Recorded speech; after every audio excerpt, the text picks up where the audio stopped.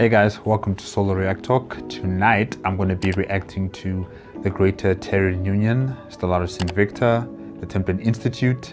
This is part 8. If you want to check out my previous reactions, I'll put the playlist card right up here. Just click on it and you'll be able to access them. Okay, let's start. 3, 2, 1. Attention citizens of the Greater Terran Union. The Ministry of Public Enlightenment is pleased to announce that any citizen, regardless of tier, who supports the Templin Institute on Patreon at the $10 level or above, will be granted access to limited edition GTU and Ryan's Raiders patches. Your contributions here directly support military operations and other expenditures across our glorious union. The generosity of the High Marshal and this offer expires at the end of this month, however, so act now. Full details can be found in the description of this video.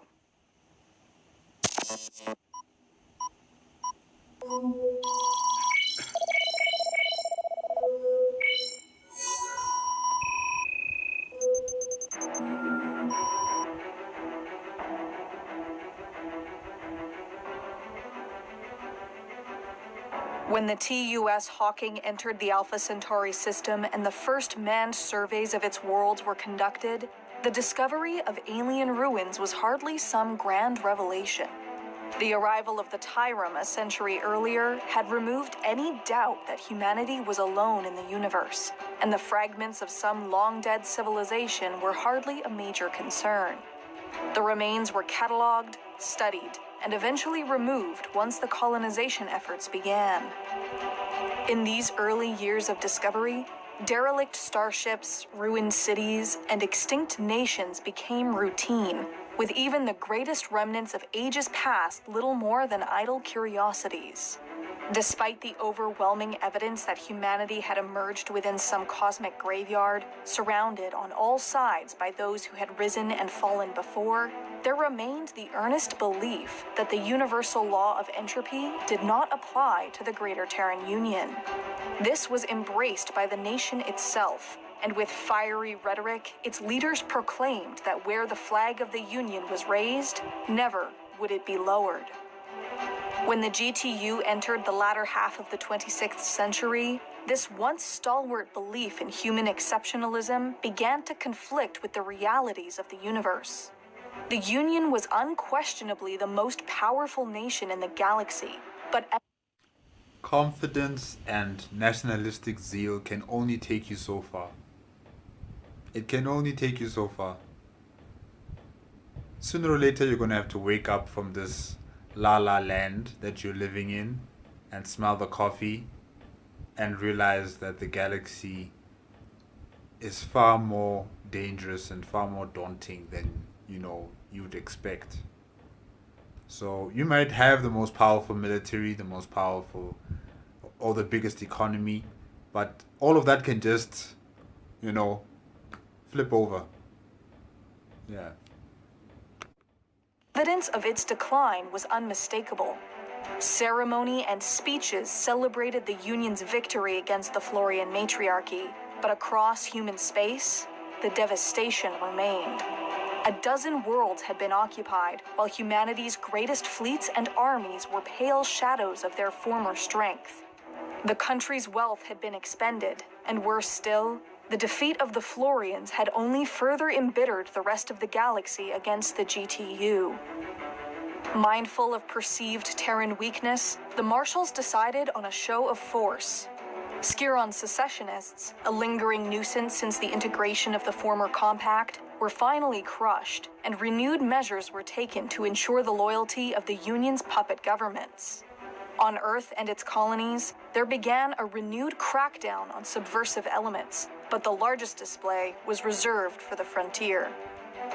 A world whose name roughly translated to Prophet's Retreat had long been deemed off-limits to Union citizens, despite its idyllic nature and vast resources. The planet was considered holy by the Mesh Ben. Don't do it, GTU, don't do it. You don't have the forces, don't do it.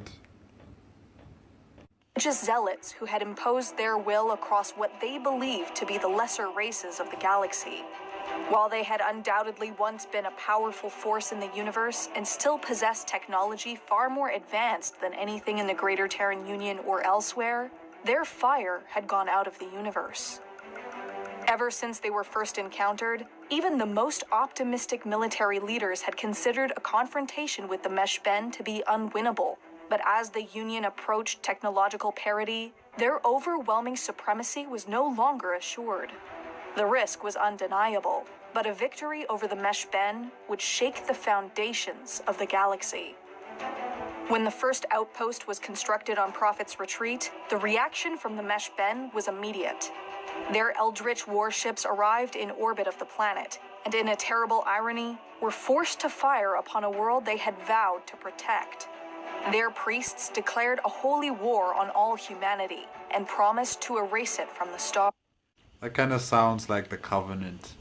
They're declaring a holy war against humanity. Yeah, it kind of gives me that Covenant vibes, you know. If you know what I'm talking about, Halo, a Covenant, yeah. The Meshben had been complacent for centuries, however, and their response was entirely predictable. The trap Fleet Command had laid was executed perfectly, and battle-hardened Union fleets found the Meshben completely unprepared for their sudden counterattack. The capitulation of the Meshben in 2559 was every bit the shock to the galaxy that had been intended. In a single stroke, the Greater Terran Union had proven itself resurgent. As if by design, the completion of the Union's Dyson Sphere was declared that same year, and a series of similarly massive projects announced across all of GTU space. Interstellar gateways, reverse-engineered by Union scientists, were constructed in critical systems, while enormous orbital habitats became home to tens of millions of Union citizens. Fueled by the energy of an entire star, the Union aspired to even greater feats of engineering. In the extragalactic cluster, Operation Oasis was approved, and worlds were destroyed by the Sword of Terra to provide materials and make way for an artificial ring world encompassing an entire star system. Amidst this awe-inspiring display of Terran rejuvenation, the first indicators of the coming catastrophe were overlooked. Escalating system failures in military networks were blamed on user fatigue, while strange malfunctions in automated systems were misidentified as conventional errors. Artificial intelligence had long been banned within the Greater Terran Union, and synthetic life forms existed only within secure laboratories, but the discovery of self-propagating computer systems known as the Nex, hidden deep within the Terran network, made it clear that some sort of breach had occurred. I've never heard of the Nex. Yeah, I've never heard of the Nex.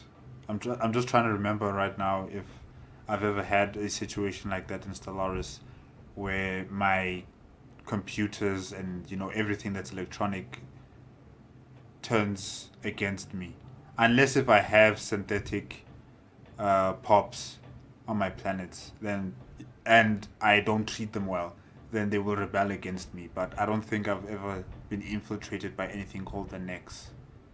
Yeah. Every attempt was made to shut down the Nex network, but when this malicious virus gained access to the nanotechnology first discovered in the extragalactic cluster, the situation spiraled out of control. In an instant, billions of self-replicating machines appeared on every major Terran world, massacring the local populations. Warships self-destructed inside their moorings. Entire anchorages were left without power, while the most advanced military technology either refused to function or was turned against its operators. Acadia, Warsaw, Germania, Halifax, and even the paradise world of Elysium, worlds that had for centuries been amongst the greatest in the Union, were turned into battlefields in an instant. By the time control over certain military networks had been restored, over half the Greater Terran Union was overrun as the Nex network continued to spread. The scale of the crisis was unprecedented, and the Union's response equally so. For the first time in its history, tier requirements for military service were eliminated, and new recruits were accepted from every single member species. Bombardment restrictions were eliminated, and occupied worlds subjected to indiscriminate bombing, and even potentially the Sword of Terra, should no other solution present itself. Everywhere in Union space, scattered Terran fleets attempted to hold back the relentless drive of the Nex network, but it was in the Sirius system that perhaps the greatest danger lay. The site of some of the Union's largest shipbuilding industries, its liberation was critical for the war effort. Worse still, the Dyson sphere in the neighboring Bernard star system was a source of potentially unlimited energy. Should it fall into the hands of the Nex, every hope of victory would be lost. As reinforcements flooded into the core systems from commissariats that had escaped the worst effects of the virus, a hastily assembled battle group retook the Sirius system and cut off access to the Dyson sphere. Through the efforts of hundreds of newly raised divisions, Land Force Command liberated planet after planet in the core sector, although often too late to save the majority of their citizens. The victories in the core had come at the expense of the frontier. Left unchecked, the exponentially growing Nex network had assembled an enormous armada, dwarfing anything ever before encountered. With every passing day, it only grew in size, and with time increasingly against them, the surviving Union battleships assembled to meet it head-on. The Battle of Last Light eclipsed anything the galaxy had ever seen. The scale of the machine fleet defied any attempt at strategy or tactics, and there was little Fleet Command could do but drive straight into its heart. The forces of the machine intelligence swept over the warships of the Greater Terran Union, at times resembling a great crashing wave rather than any organized armada. Over 45 days, the Union fought the largest battle in its history, one that would determine the fate of the entire human race. What factor proved to be decisive in the Battle of Last Light might never be fully understood. Whether it was superior tactics or simple human resolve, the forces of the Greater Terran Union emerged victorious. But the victory here was short-lived. The bulk of the Nex network had been destroyed, but the Union remained on the verge of a complete collapse. The virus behind its inception had been fully expunged from Terran networks, but in the chaos had managed to propagate inside the systems of Union puppet nations. The most profound discovery, however, was that the creation of this machine intelligence was not some random computational anomaly, but a deliberate attack perpetrated by multiple foreign powers. How long this preemptive strike had been planned was impossible. We need that option in our espionage. What is it? On the diplomacy screen, the espionage option there, we need something like that. Yeah. Where we can just create a virus, call it the Nex. It infects the opponent empires, electronic systems, and their star bases and whatever else that they have, and it creates chaos. We need something like that to ascertain, but one by one, the largest alliances and federations of the galaxy declared war on the Greater Terran Union. The Bright League, the Stellar Axis, even the remnants of the Mesh Band, 9 separate nations in all, struck deep into the remaining territories of the Union, sweeping aside what little resistance was there to meet them. On every world in the Greater Terran Union, tens of millions of fresh volunteers march beneath the towering monuments of victories past. The skies are filled day and night with countless transports, bringing forth these new divisions to ships and stations that already bear fresh scars of the largest war in human history. Tanks and aircraft are assembled in factories still partially in ruin, as the depleted Terran economy attempts to marshal what little remains of its strength. An idea that was once inconceivable, that the greatest cities of mankind might one day be little more than ancient ruins picked apart by alien scavengers, is now firmly in the minds of every citizen. Amidst this crisis, few have paid attention to the rumors flooding out of the galactic core. The Mesh Ben were not the only ancient power in the universe, and their defeat at the hands of the Greater Terran Union has awakened those who might have otherwise been content to remain dormant. For the first time in recorded history, Abandoned foundries have roared back to life, while forces that were once locked in isolation now look towards the chaos beyond their borders. The time has finally come for them to show the younger races who the masters of the galaxy truly are.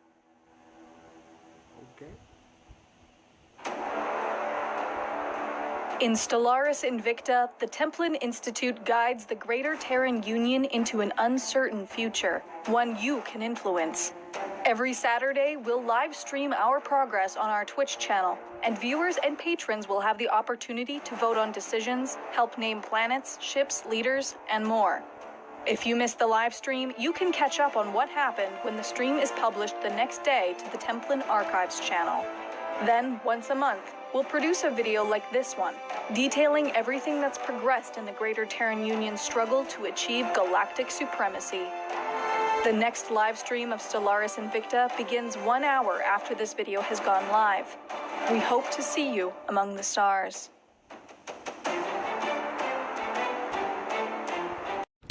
The Greater Terran Union has made more enemies than friends. And these enemies are smelling blood in the water.